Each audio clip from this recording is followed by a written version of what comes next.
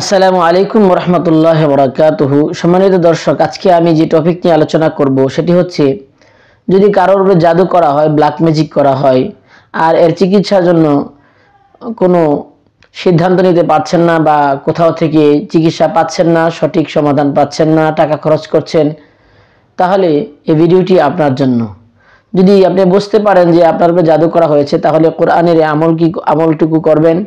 ইনশাআল্লাহ আল্লাহ তাআলার কালামে পাকের বরকতে, আল্লাহ তাআলার কোরআনে কারীমের বরকতে আপনার জাদু কেটে যাবে। প্রথমে ভালো করে অজু করে নিন, সুন্দর করে সুন্নত অনুযায়ী অজু করে নেবেন। অজু করে নিয়ে গোসলের জন্য এক বালতি পানি নিয়ে নেবেন। এরপরে 7টি বড়ই পাতা নিয়ে, কাঁচা পাতা বা যদি কাঁচা পাতা না পাওয়া যায় তাহলে শুকনো পাতা হলেও চলবে, এগুলো ভালো করে বেটে মিহি করে নিন অথবা ব্লান্ডার করে নিন।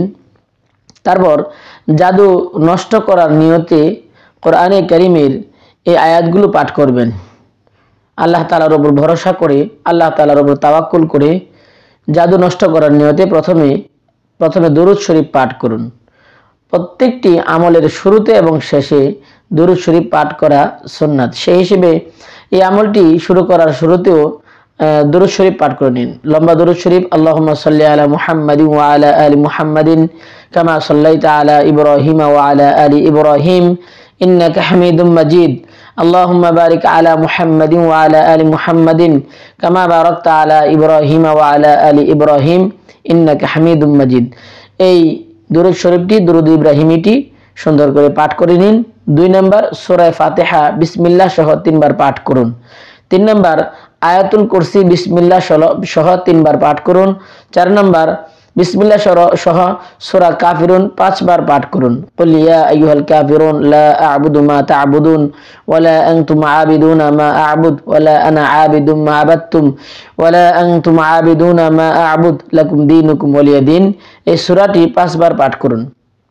তারপর সূরাতুল ইখলাস, 5 নম্বরে সূরাতুল ইখলাস বিসমিল্লাহ সহ 3 বার পাঠ করুন, অর্থাৎ কুল হুয়াল্লাহু আহাদ আল্লাহুস সামাদ লাম ইয়ালিদ ওয়া লাম ইউলাদ ওয়া লাম ইয়াকুল লাহু কুফুয়ান আহাদ।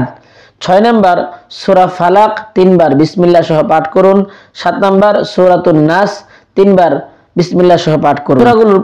এই সূরাগুলো পাঠ করার পরে যদি সম্ভব হয় তাহলে সূরা আরাফের 117 নম্বর আয়াত থেকে 122 নম্বর আয়াত তেলাওয়াত করুন। তারপর সূরা ইউনূসের 81 এবং 82 নম্বর আয়াত পাঠ করুন। তারপর সূরা তাহার 69 নং আয়াত পাঠ করুন।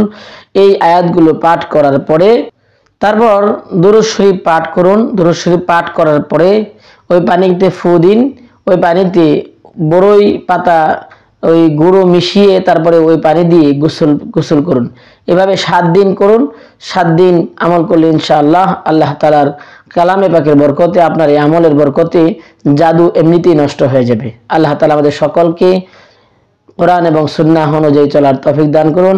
ভিডিওটি ভালো লাগলে অবশ্যই সাবস্ক্রাইব করে সাথে থাকবেন এবং নিত্য নতুন ভিডিও পাওয়ার জন্য আমাদের সাথেই থাকুন। আসসালামু আলাইকুম ওয়া রাহমাতুল্লাহ।